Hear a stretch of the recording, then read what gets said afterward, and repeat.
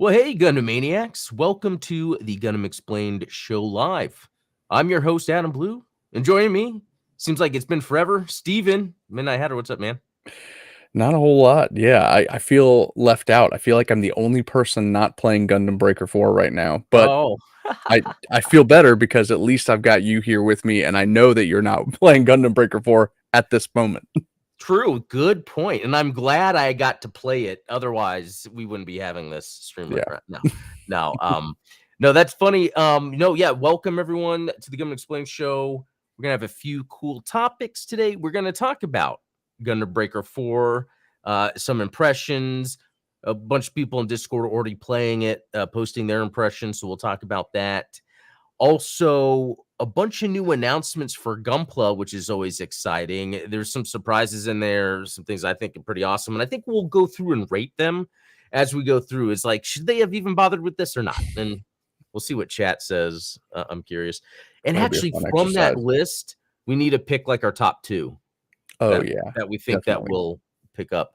Um, the other thing, chat. I see Zionic Shadow. Um, so if you guys missed it yesterday on Steven's channel, Midnight Hatter, we had the Zionic Shadow on. It was a lot of fun talking to him. Part of Sieg New York. We talked about all their stuff, all their happenings, events coming up. So check that out. I'm gonna have him on my show soon because he's one of the originating, founding connections of the Yeah. channel back when Gundam Explain was first starting out. That was fun. And then I, unfortunately, because luckily I'm fine today, but I've been getting over a cold or sinus infection. So I even missed Monday's show over there on Free Speech Geek. So Yeah, that likewise. was a I, w- bummer. I was in the office on Monday, so Kyle had to hold it down himself.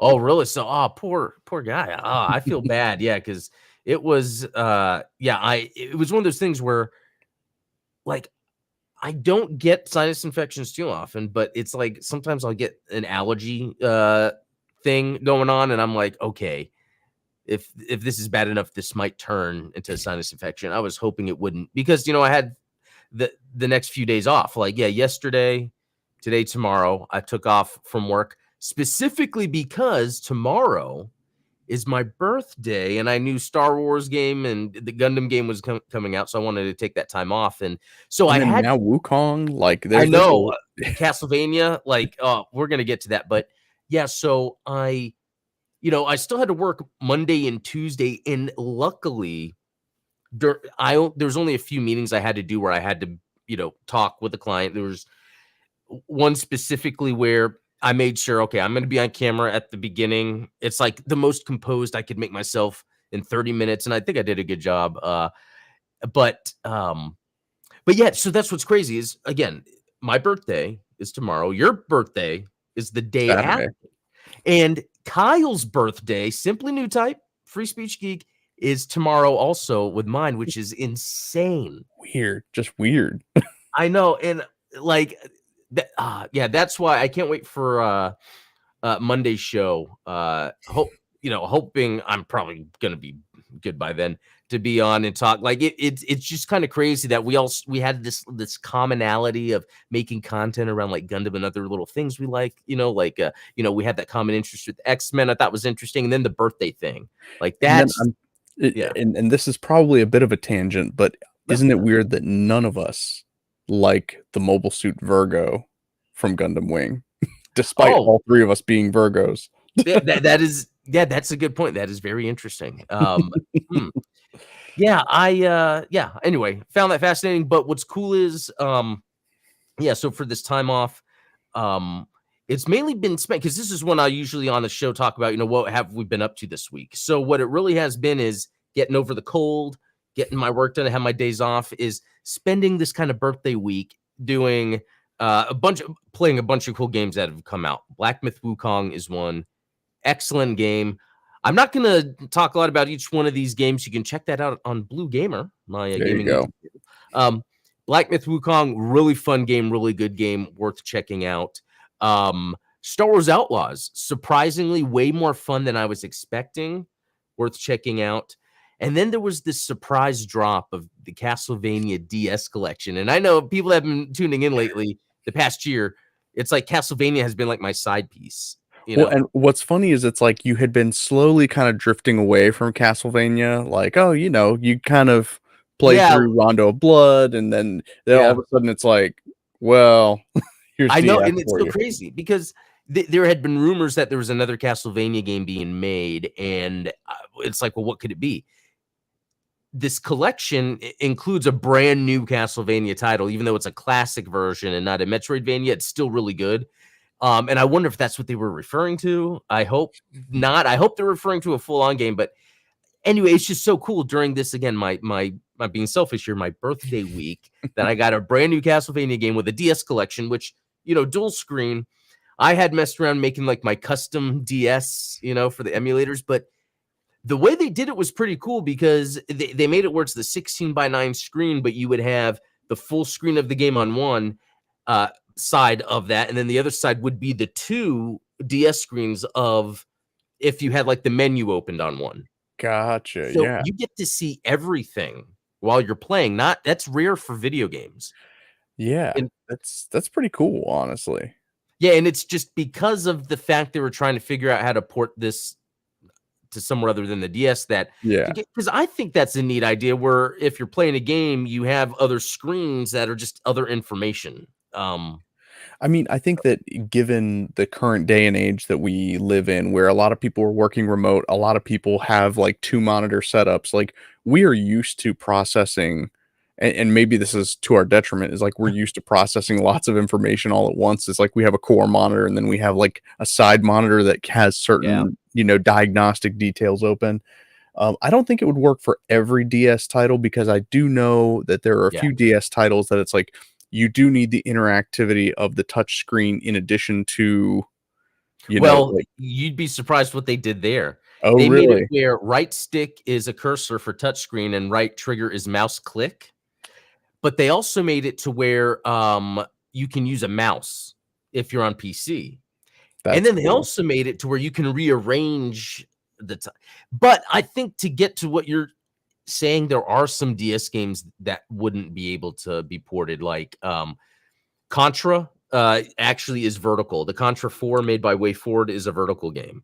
Oh, yeah. Now, Metal Slug wasn't because that was on DS and they ported that, but that wasn't. But there are games where it like uses it would probably be hard to do.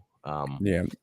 But but the biggest takeaway I think really from this Castlevania collection is that Konami put out probably the best, the best way you could put out a retro title, having all the options because you go in and choose which region you want to play. You can play any region that was available. It has the soundtrack, it has the gallery. Like I mean, just think if they made a Gundam retro collection of some type, like a versus collection, and it was like Yeah. the PlayStation 2, all the versus games, and they just like high res the textures, not too much that you have to do there. Yeah. I had a gallery where you can look at the box art, the soundtrack. I think it's interesting when I think there's a time we've been giving a lot of crap to Konami, but Yeah. it seems like either they've realized that like when it comes to video games, if you're true to the art form, that kind of wins over. Yeah, I mean, that's really all gamers want. Like, I think that Yeah. especially when it comes to retro titles or remakes and things like that, as close as you can get to the original experience is always going to be more popular. And so it was really interesting, like you said, with Konami in particular, not only with the Castlevania title, but now there've been some news about Metal Gear Solid 3 Delta, Yeah. which is the remake of Metal Gear Solid 3. And some of the changes that they've made are very interesting because it's like if you ever played the original Metal Gear Solid 3, the difficulty rating was not like it was not easy, medium, hard or anything like that. It was I like Metal Gear Solid 1 or I like Metal Gear Solid 2. And so it was like, or I've never Interesting. played a Metal Gear Solid game. And so depending on what you selected, it tweaked certain settings of the game to make it easier or less difficult. Well, now they have introduced two new answers to that question. Obviously, Metal Gear Solid Yeah. 5 and then Metal Gear Solid Peace Walker.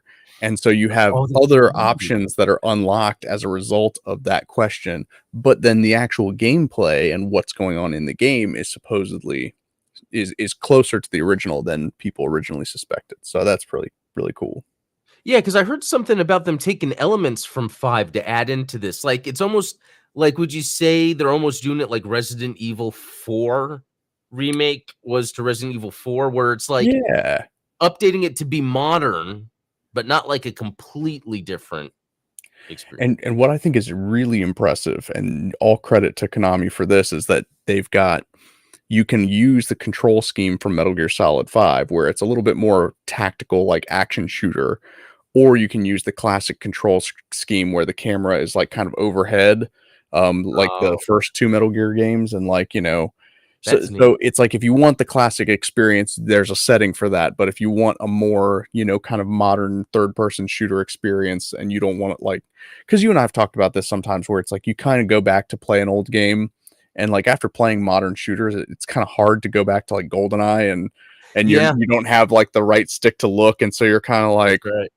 Yeah, um that's interesting, because yeah, I think with each game, it's always kinda different. Yeah, with GoldenEye, that's a good example, or even Doom. It's funny mhm. going back to play Doom, like, even on a controller or mouse and keyboard, and I'm playing it like I would play, but it doesn't have that look. But it's like I'm still playing it different than when before I remember I would use the mouse. I forget, like, in Doom, sometimes use the mouse maybe to move forward or something. That's coming back to me, like, maybe Wolfenstein or Yeah, something. so I think like the modern control scheme is, using whatever like your left stick is, it strafes left and right when you do that, right? Yeah. So I think the old control scheme was if you did, WASD, your left and right actually rotated you, and then your mouse was how you would strafe, which is kind Yeah. of counterintuitive with the way that you move back and forth with, you know, Yeah. W No. and S. Yeah, that's interesting how the controls have evolved, especially, like, when I'm playing RTSs, Oh and yeah. modern ones use WASD to go up and down the map, but the old ones, You would it was the arrow keys, so it's like I have to yeah. move my mouse and my, the keyboard closer together, and that other layout allowed you more access. Anyway, that's hey, that's modern problems when, yeah, you play a lot of games. Um, Exactly. okay, But I so think that the yeah, the the moral of that story is that we do need, like, some Gundam game remastering yeah, and is and it's cool because I think Side Story shows that, or Missing Link, yeah, yeah, shows that they have the ability to do it and do it well. And that wasn't too long ago. I mean, even if they were just to re-release that and release it in English, remove the lock-on thing. Yeah. yeah, I think that would be huge. All right. Okay, another thing to move on to. Let's see, because we were talking about that. Yeah, these tangents we've gone on. I was talking about what I was getting into this week, with the Oh, Star yeah, Wars. what Gundam you've gotten into? Yeah, and, yeah, Gundam Breaker, bro, I'm gonna save the Gundam Breaker part. Yeah, I'm supposed to be getting the collector's edition in the mail today at any time. I was hoping it'd be right before the stream, but I'll do an unboxing of it too because I'm really excited to mess with that kit. Um, so the other thing though is, I dropped that video earlier this week of the Space Marine, Yeah, which I'm excited again. Being a video game guy, the Space Marine game is coming out. Space Marine 2. The first one was excellent. I got into Warhammer because of Dawn of War. The RTS, and yeah. then Dawn of War 2, and then since then. So down the street from me, not down, but super close, is a Warhammer cafe, which I thought was there before, but I never really, uh, it's one of those things where I wasn't super into it. I wouldn't be spending money there, not anymore. But anyway, so I went to go check it out, and it's awesome. They've got this. It's like in the downtown of the city of Grapevine. There's the main street, and it's just it's crazy. It's right on Main Street. There's a statue of a Space Marine. When you head in there, it's got all the miniatures set up. It's got tables set up where he's even got little, like, it looks like painting stations set up where if you wanted to sit and paint, which it seems pretty interesting. They even got a little thing with a chess table, so you could sit and like play So chess. is that like kind of like the geek equivalent of taking your laptop to a Starbucks is Yeah, like, I'm gonna take my minis to the store and no, like paint in front of everybody yeah, just to let and you know everyone what's know. interesting too, because then further behind that room is the cafe. So it even has tables and chairs, and it has benches where you could sit down. All their drinks are Warhammer themed. I remember my wife was asking for one, and it was like one of the weirder words from Warhammer lore that she was trying to say. But even back there, they had things set up like statues, memorabilia, whatever.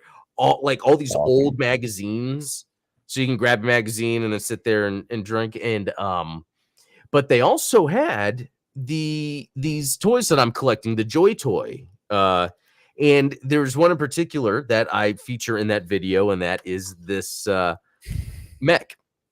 That's Badass awesome. looking mech. Like, this looks cool, even though my idea of a mech is more of the traditional Gundam style, like Like a super humanoid. humanoid. Yeah. Yeah. Even though, even in my mind, that's not as realistic, you know? I know what you mean. And I think that that's what people tend to get into when they have that argument of like Eastern versus Western mecha. And I Right. mean, yeah, to me that shoot, that would fit right in with like Exo Squad. Yeah, exactly. I think Extra Squad's kind of the same way. It's like I think I appreciate it because it looks like what a real mech would look like. But Yeah. to me, the Gundam mobile suit is to me what the badass futuristic sci-fi mobile suit could, look like. Um, Yeah. Another cool thing with the Space Marine or the Warhammer toys is they even have see if I can get the light on that. The Tyranids.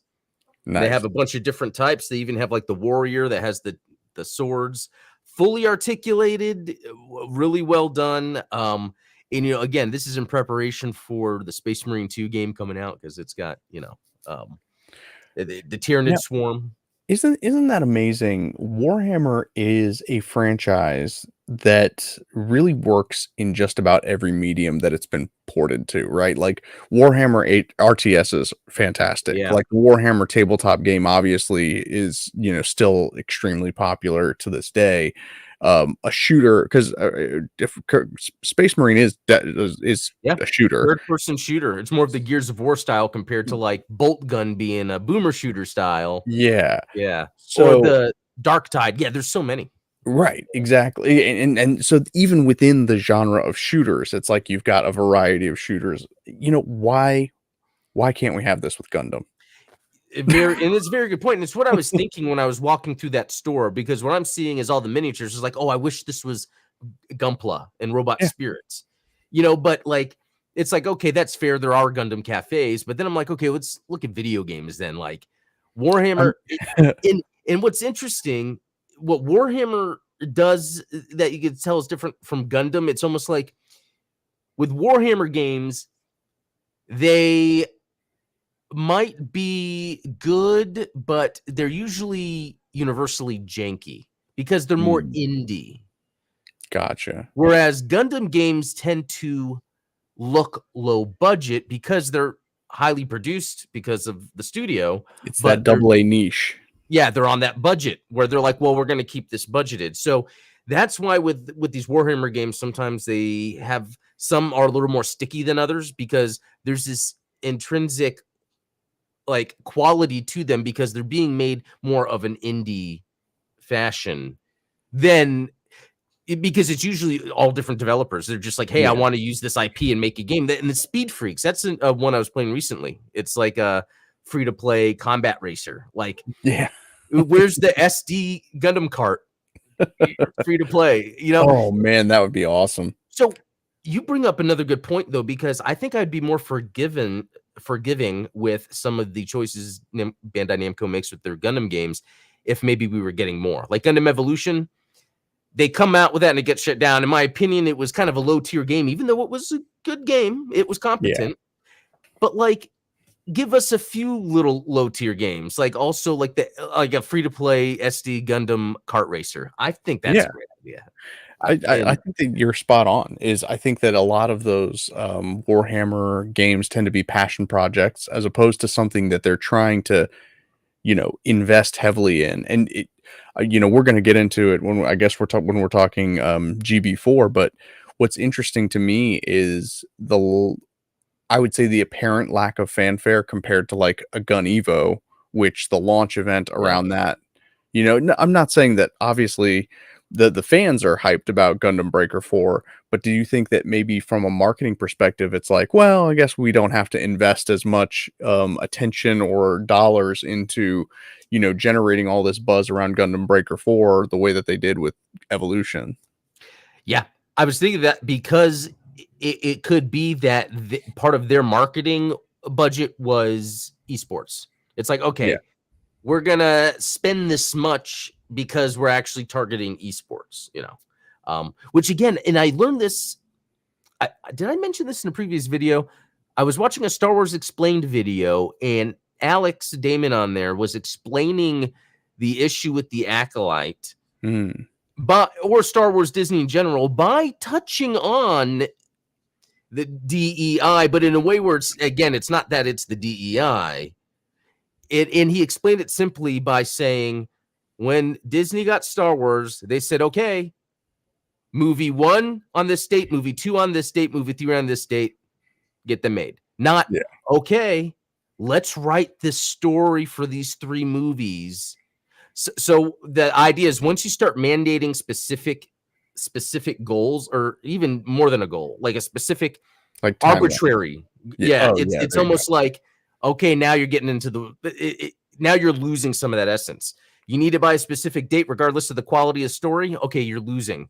Oh, needing it to make sure you're checking these boxes for your DEI department. Okay, now you're again so Well, and I think that that's where a lot of people have touched on that difference between like art versus content, right? yeah, And it's like that's right. if you're generating creative works on a schedule, then you're no longer making art, you're making content. And, Oh, yeah, that's and there's yeah. I'm not like criticizing that as like content creation just shouldn't be done at all. But when you do have that, when that's the structure and your priorities are not, hey, this is something that we want to do because this thing is important to us, then Yeah, that's you're a gonna make good point. compromise. Yeah, it's one of the things I look at. It's like, okay, if something's not working for me, what is a thing that is making it have to be a certain way? You know what I mean? So it could be, oh, these dates, these things have to come out at these. Okay, then that's the issue in the first place. So yeah, that anyway. So my point with getting around that of that discussion is understanding with like how Bandai is doing Gundam in their video games is they're trying to reach these specific goals mandated corporately and not like outside. Oh, someone has an artistic idea, let's do this, and that's again the thing. Yeah, actually, let's go ahead and get into Gundam Breaker 4 since that's what there's a lot to share. Anyway, let me share this right now because Yeah, give the people what they want. no, I'm looking at this right now. Gundam Breaker 4, almost 8,000 people playing. The peak was earlier today at 26,000. So that was probably the time where, like, because it technically came out Yeah. earlier. So it was like around that time when people were finally getting around to playing it. Yeah, and I was gonna say, I mean, that if you think about it in terms of like, I mean, well, so is this just United States numbers for Steam, I think or this is this is worldwide? worldwide.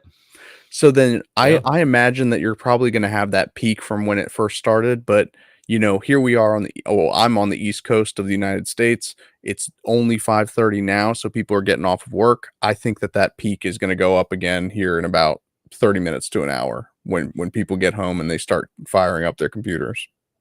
Yeah. Yeah. That's a good point, actually. That's a good point. So yeah, anyway, that looks good. Like when I look at this, I mean, this isn't Helldivers 2 numbers, but we got to look at a couple things. One, Helldivers 2 was a slightly independently made thing. I mean, yes, Sony was publishing it, but it was because they saw something good. Sony was also pushing this on their front page of their store. And the news item was, look, a PlayStation game on PC. Yeah. Um, And that's the other thing is like I did like kind of go through the PlayStation store earlier today and like about a half hour ago. And yeah, I mean, I had to dig and like go to the search function to pull up Gundam Breaker, which was, Hmm. right now obviously their front page is covered with like outlaws and like Oh yeah. all of the usual suspects when it comes to free to play microtransaction loaded games. So I was just like, man, yeah, like who do you have to pay to get put on the featured page of the Yeah. PlayStation Store?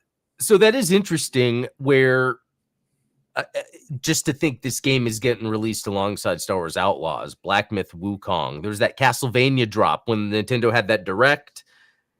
That is, how many people were watching? It was like over 200,000 people were watching that Nintendo Direct, Yeah, or maybe more. It was insane. And that smart of, I don't know if it's Konami or Nintendo. It's like, we'll shadow drop this Castlevania DS on a Switch stream, make there you people go. buy it on Switch, and so what I'm getting at is I wonder if there was plans for any sort of, I think Gundam Breaker 4 got announced on a Nintendo Direct, but there was nothing about it yesterday. Even though I think that was more indie stuff. Well, no, because they Right. had Konami or the Well, other oh day. yeah, Yeah. good point. Yeah. So yeah, nothing about Gundam. Yeah, that's it goes back to your point about the fanfare. There's like not. Yeah, and I understand that Gundam Breaker just as a series is definitely a lot more niche. It's not, it doesn't have the genuine mass appeal that something like a GBO2 might have, or a Gun Evo, or even Battle Alliance, but like, you got to give it something. And a bit off topic, but like, why aren't the homepages of video game digital shops like tailored to what you've already played? Like, if YouTube has an algorithm to tell me what kind of videos I'm gonna like, then how come the PlayStation Store doesn't just recommend nothing but Gundam games to me? That's interesting that the PlayStation Store does that. I'm not on the PlayStation Store enough, actually. Well, that's what I'm saying, is like that they don't do that. They only recommend Yeah. what Okay. they're Interesting. promoting. Because I So know Steam does a pretty good job of that. yeah, But yeah, maybe it's another Steam W. yeah, no, They yeah, just keep maybe it's stacking them up. PlayStation. Oh, and I wonder, well, Nintendo, I think they do a good job of like what's new, but Yeah, there's so much junk that it might bury something. Anyway, so a couple things like maybe talking about this stuff will help it be popular. I know that. oh yeah. So I'm showing the stream I did this morning, and I actually got a lot of people to join, more than I thought. So I'm hoping maybe that it's popular online, that people are actually looking up this game and it'll get them to want to play. So what I'm going to do is give my quick impressions of not Sure. being that far. I haven't finished chapter 2. Apparently, once you finish chapter 2 is then when you get the ability to upgrade individual parts. Because There right you now go. I would get parts and be like, well, I'd rather use this or that. And then I was looking it up. And so um anyway, so from what I played, it's actually pretty fun. Because I thought the previous games, the combat was a little simplistic. And while it's Yeah. still to a degree here, I think it's more of simplistic in terms of maneuverability of your character in combat. Like, so I like games where there's like a parry, a dodge, a perfect dodge. Like, I Yeah. think that's a better way to explain that. This game is not that, but it still has elements of those games where it's like so many different options for combat. So not only are you picking what you look like, but for your weapons, it's left and right hand, which I really like that idea. And I Yeah. like that it's both ranged and melee, and that pressing, and you can see on the left hand side, LB and LT switches you that have the camera and the way it works to be more for melee and more for shooting. See, I was gonna say, I mean, already just, I know that we've talked about like, people were kind of criticizing the graphical fidelity of GB4, saying like, oh, Gundam Breaker 3 looked better, and we kind of hypothesized between you, me, and Zionic Shadow that just getting it onto the Switch and having it run 30 FPS is probably why graphically it doesn't look as good. But what I'm gonna Right. say is that from a UI perspective and a camera perspective, this is miles better than Gundam Breaker 3. Um, The camera actually keeps the things in focus that you want in focus. The UI is so much cleaner. I remember playing Gundam Breaker 3, and it was like, everything was just a cloud of visual effects. Like there was just Oh yeah, lights that's right. and beams and stuff going on all over the place. I think that that's been dialed down a little bit, and it's to the game's benefit, not its detriment. Like the Yeah, visual because effects are intentional and not just, you yeah, know, and as you mentioned, the graphics don't look as good, but it is very sharp, very clean, very smooth. Like so, I'm playing on a monitor with adaptive sync. So, for instance, uh, G Sync on my NVIDIA card. So I have it set to unlimited frames, and yeah, I mean, I should turn on what the frames are, but I'm sure it's at least 144 or at most 144 since my monitor's refresh rate is. But yeah, I even think you wouldn't need the most powerful computer to be able to play this, even turning down the effects if you need to. Because yeah, yeah, someone asked that in Discord, and I looked at the specs and the requirements, and sometimes it says it requires a GPU, which I get that, but there's some newer integrated CPUs with decent enough GPUs that I almost feel like it could handle this because it's Unreal Engine. I feel like the answer to that is, since storefronts allow refunding, yeah, buy on Steam, see if you can run it, and then if not, refund, and then you can just list in there why, and put system specs. They're usually good about that. yeah, Yeah, I love this twin saber attack because the other aspect, let's kind of get into what I'm liking with the combat is, and I'm trying to relate this to another game I've played recently. I would say it's more action RPG in the sense that you're picking up loot and they have like these other functions to it. Like you'll look at like, oh, what are the other stats? And so I'll have a left hand twin blade, right hand sword, axe, whatever. But because of the two different ways they are, one, the game wants you to combo because the more you combo, the better off your loot or your the attacks are.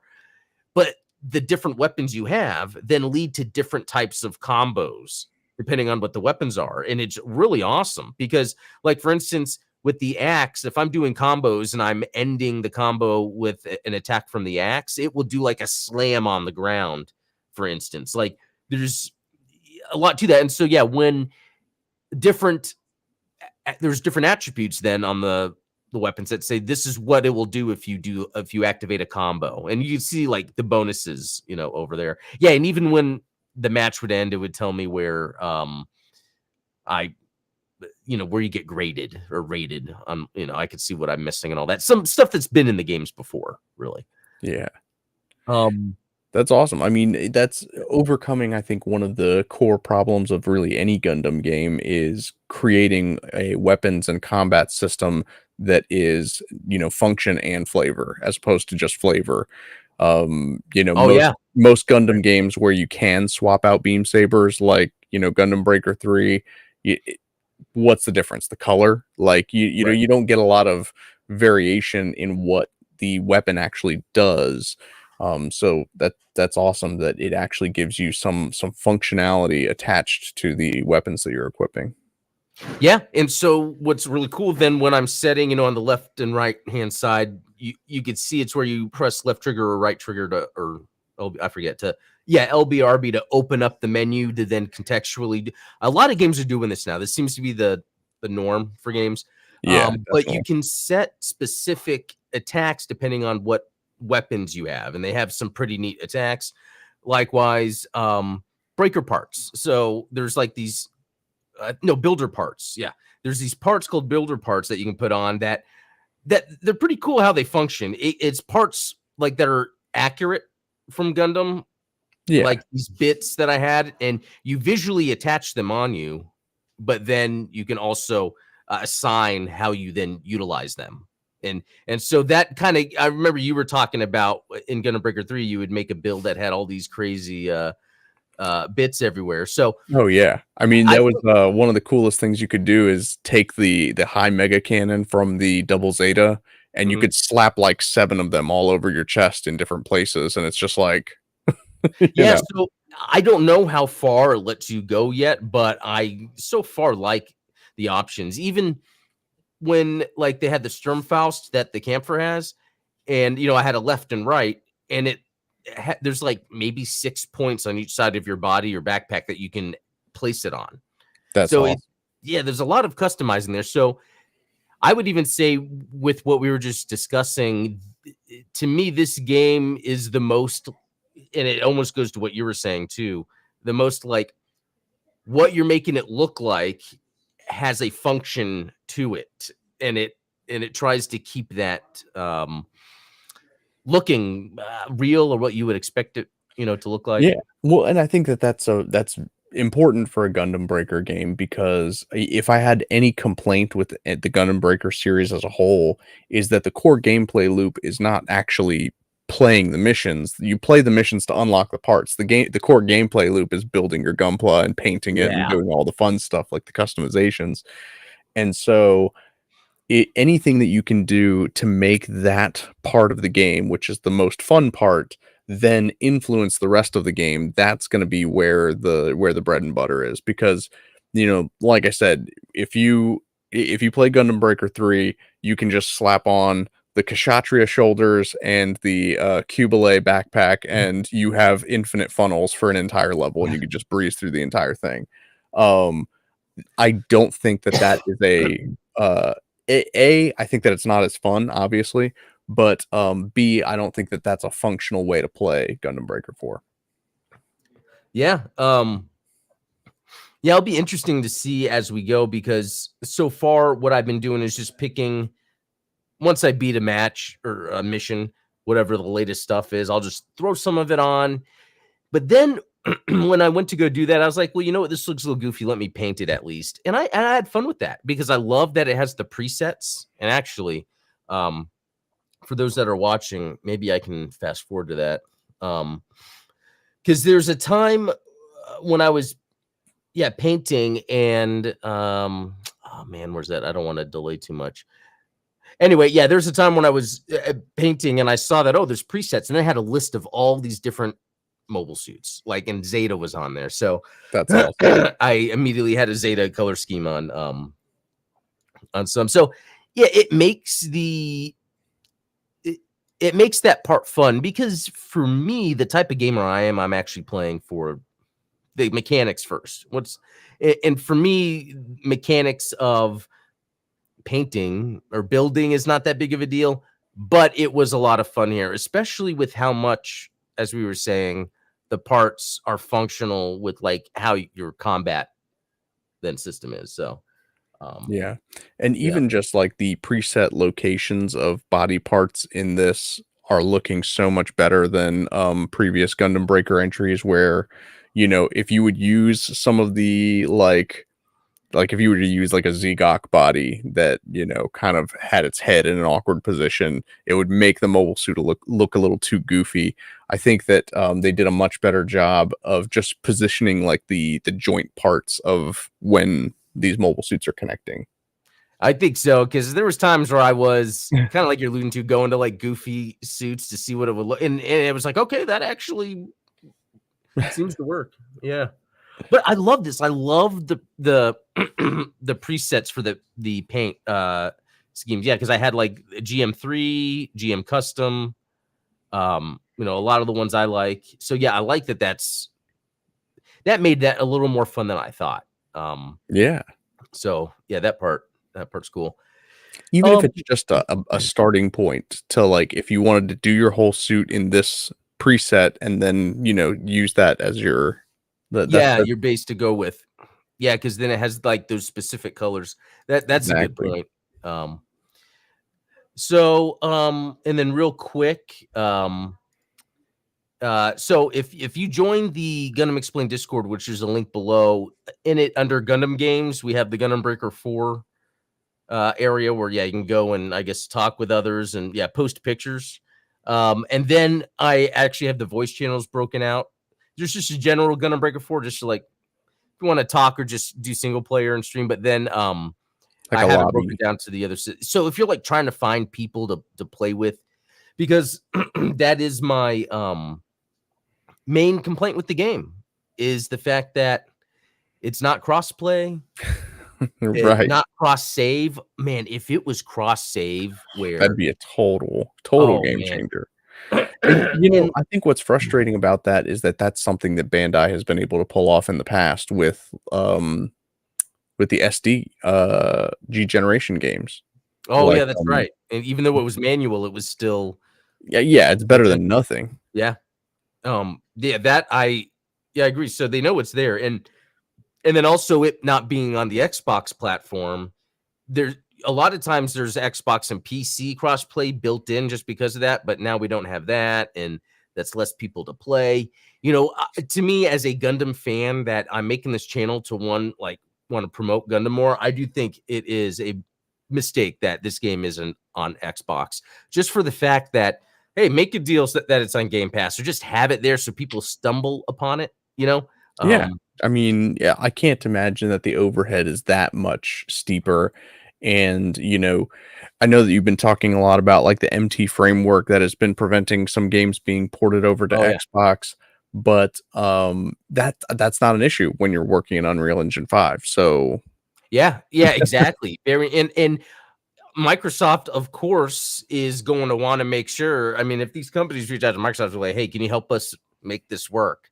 They're wait, always you doing want that. you want us to help you help us make money? Absurd. Get It out is of here, crazy sir. because that's like something I've been talking about lately, where people are like calling for Phil Spencer to step down or whatever, and I think people are mad because they look at it as like they're loyal to Xbox. No, no, Indiana Jones is going on PS5, but Microsoft has always been about the backwards compatibility, the cloud saves, the online multiplayer, to where they're really good at game preservation. So to me, seeing a Gundam game on an Xbox platform means that it's going to be preserved in one way or another, moving forward Yeah. for Because sure. Lord knows nobody else cares about preserving these games, Yeah, except for the fans. Like, the or fans are the ones Konami, that yeah, maybe. or Strangely Konami. enough, Yeah, all of there a you go. sudden. Um, No, but so, then, that was just my little impression so far up through chapter 2, Gundam Breaker 4. I think it's fun. If you're a Gundam fan, I think it's worth it. I Yeah, think I mean, it's absolutely, like, a must-have if you're a Gundam fan. yeah. Even just the roster of mobile suits, I know that this is one of those, like, you get into the EA Sports category where it's like, "Well, why would I buy the current year of Madden or FIFA?" And it's like, "Oh, well, the updated roster."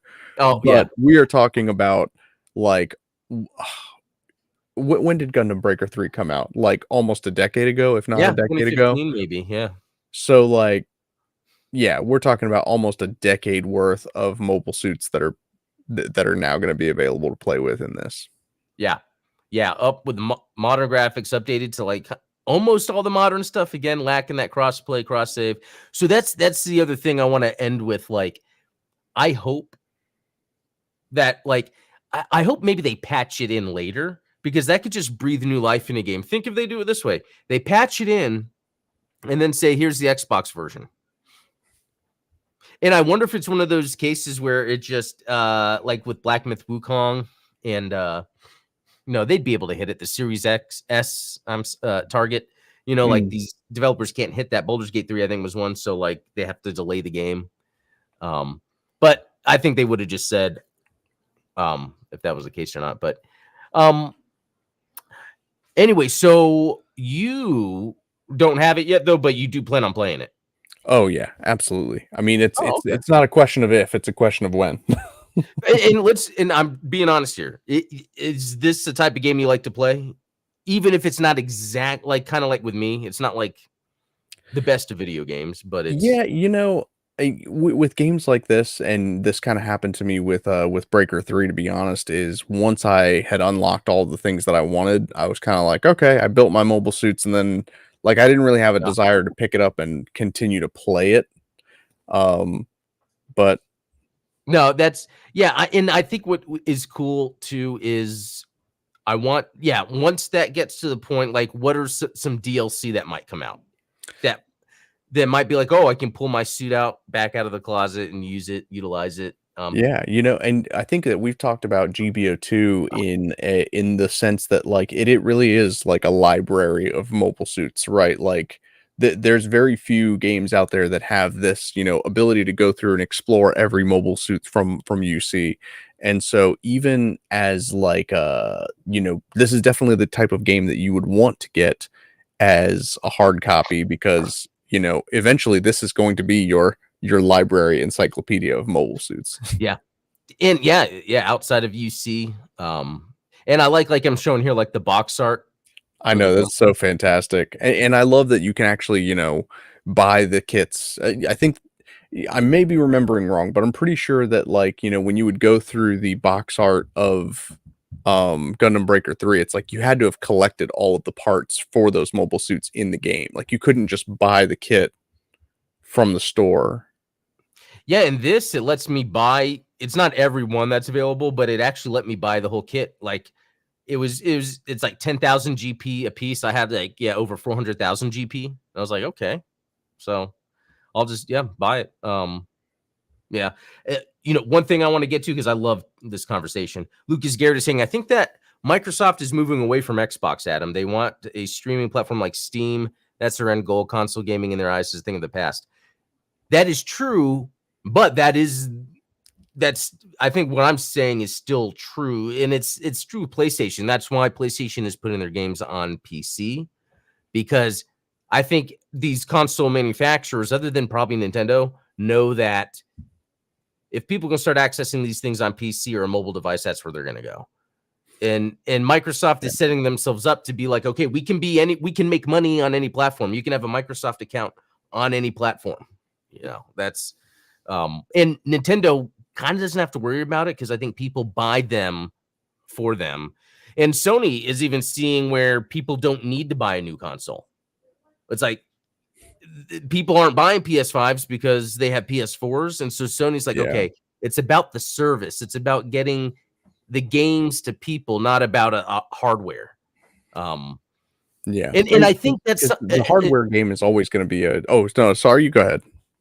Oh no, and hold on to that thought, because what's interesting is with Microsoft doing, and I was saying they do so much good for the industry, where they did the cross play and cross save so early on with PC, they were already like someone like me, where I don't need to buy an Xbox, even though I did, when I can just play it on PC, have the cross play, yeah. And what you were saying, Stephen?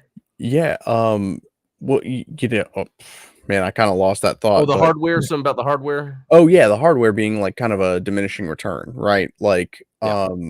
because once we've reached a certain level of graphical fidelity, like you can't push consoles any further than, even no matter what the top of the line console is, it's never going to outperform a PC. And then even smart TVs are starting to be competitive with consoles in terms of their ability to stream. Like my Samsung TV can stream like Fallout 3 to the Amazon Luma. Yeah. Like, Yeah, that stuff. I mean, that stuff is around the corner. It's crazy. so, And even the idea that like, and right now people typically will buy a console, and it's usually a younger crowd as the console kids. Like, guys our age, we have powerful PCs that can run. Well, you have a powerful PC. even the I don't. younger kids anymore, because they have their iPhones or they're using their parents' PCs and laptops. Yeah. I know even So my kids, they don't care about consoles. that's crazy. It's just See, PC. Yeah, because Roblox free to play, Fortnite free to play. There's games like Valorant. You could just on PC right there. It's interesting. Yeah, and all the top games are on PC. It's like that. It's interesting that's how it rolls. But actually, yeah, let's move on, because there's another last thing I want to touch on that I think is pretty sure, cool. These are the latest reveals for Gunpla, January to March 2025. So let's go through. some good ones. Let's see. Entry grade strike Rogue, or is that Rouge. Strike Rouge? Rouge. Okay, that's one of those. Yeah. Not anything I'm interested in. I don't know. I kind of like this one. Yeah. I've developed this like kind of love and appreciation for the entry grade line for some reason. Oh, okay. Yeah, you know what? Good point. When it comes to that entry grade engineering, Yeah. it's pretty much just high grade. Like, you know what I mean? It Yeah. looks good, and And easy And to then we build got for younger folks. yeah, yeah, option part set looks cool. Yeah. I like that And there's more color involved. Like, I feel like a lot of the option part sets used to be just kind of like flat grays and browns. So it's like having this nice pop of orange, even though most oh people that yeah, buy it are probably going to paint it anyway. But yeah, that's true. Kind of give it something. Yeah, that's interesting. The top of that headpiece almost looks like the what am I thinking? What is it? It reminds me of the Penelope for some reason. yeah, yeah, it I don't does. know. There's the BB Senshi, which these look cool. I mean, I'm not gonna get them, but I mean, I might get that dendrobium. Like, that's pretty cute. Like, yeah, uh, that is pretty cool. Okay, this is the star of the show right here, in my opinion. yeah, that's pretty sweet looking. And the fact that, I mean, if you look through some of the promotional images and the fact that, like, you can dock the torso from the Infinite Justice in there, like, to recreate the. Now, I kind of wish that it was just all one kit, but Okay, yeah, yeah, that is neat. Wow. And Yeah, I think this. we talked about this yesterday. Is that yeah? Here we go. So you have that Oh, image of like the battle damaged parts, which yeah. again, it's to recreate that scene from the movie of like the Gundam head poking through. This is something that you would typically only see with robot spirits. Yeah, exactly. That is, and it's cool that they're doing this. I hope this is a continued trend, but it's almost like I would rather have a robot spirits version of this. But one, would it do that too? If it did, that might be like way more expensive than just having a hobby kit, model kit version. Yeah, I, true. I think that looks great. And to go back, there's also the this Yeah, another add-on, option. which looks great. That is, Because it's got the scope dog look in a way, it's but awesome. also that's on some Zaku types that have like the radar stuff. I Yeah, forget like the the flipper and yes, flipper. I was thinking flapper, and I'm like, it's not flapper, Adam. Don't say flapper. Okay, thank you. Anyway, yeah, I mean this looks great. I think so far that's some of the coolest of the And announcements. these new option part sets come with multiple connectors, which is really cool because, they're going to be compatible with multiple different types of kits. Oh, yeah. I could totally see myself getting these two and have it displayed like this because that just looks awesome. Yeah.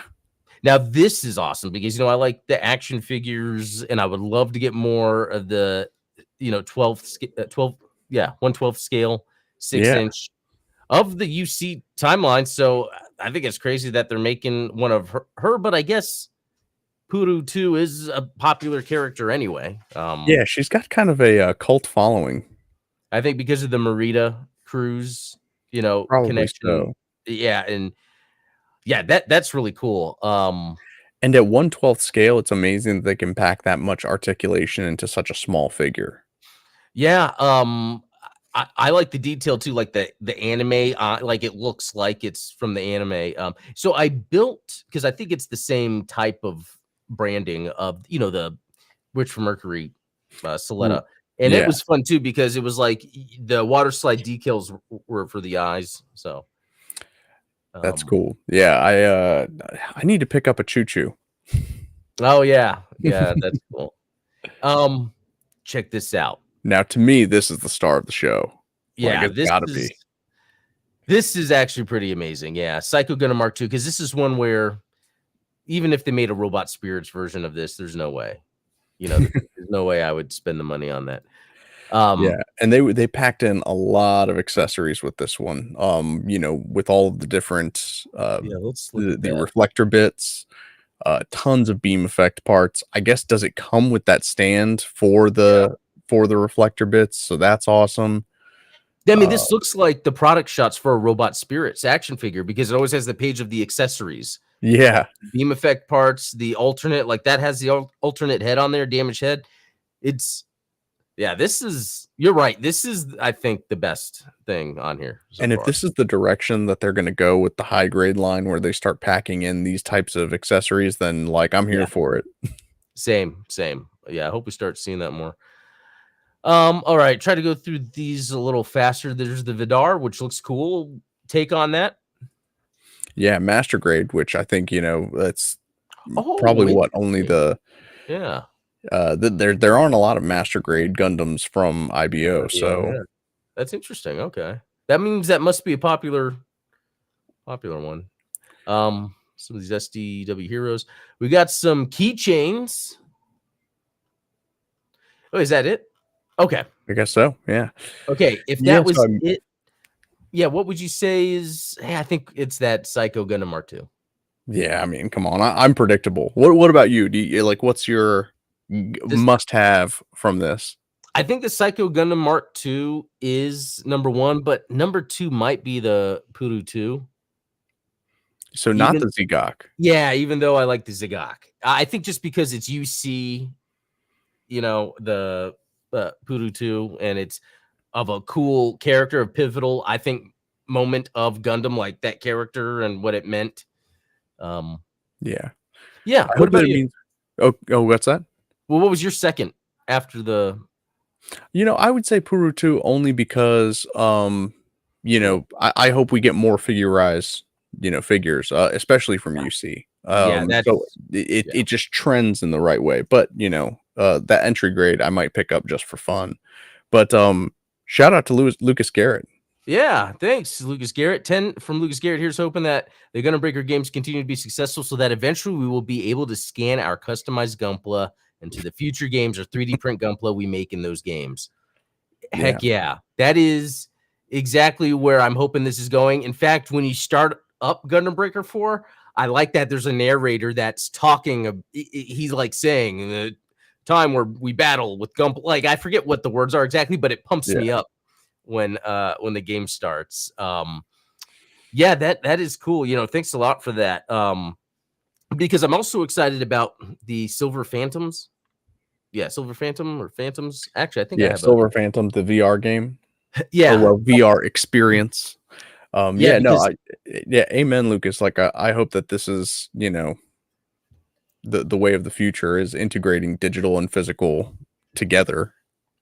yeah, and that Silver Phantoms is supposed to have another angle to that.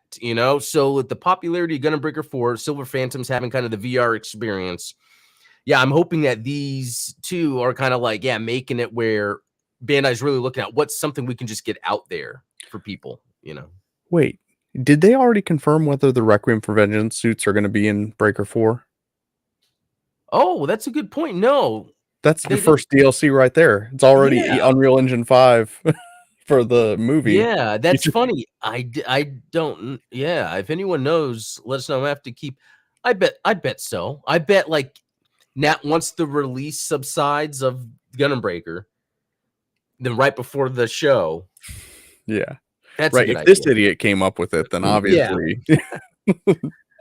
All right. Well, yeah, that just about does it then. Yeah, thanks everyone for joining today. Yeah, I think the main takeaway is sorry, Gundam Breaker 4, tons of fun. I'm gonna yeah, have a proper review that I'll do. I'll also be doing an unboxing of the collector's edition. I'm gonna build and do a review of the Gunpla, so expect nice. that. Steven, anything to add? No, great show. Thank you guys. Yeah, happy birthday, Adam. That's right. Thank you, and happy birthday to you too. And Kyle, you out there, happy birthday. And anyone else, because I think there's some other people that had mentioned in my comments that it was their birthday this weekend too. So cool. Well, hey, I'm gonna be on Gundam Breaker tonight and later this weekend. Maybe I'll see all you on too. So yeah, until next time, be cool. I see y'all.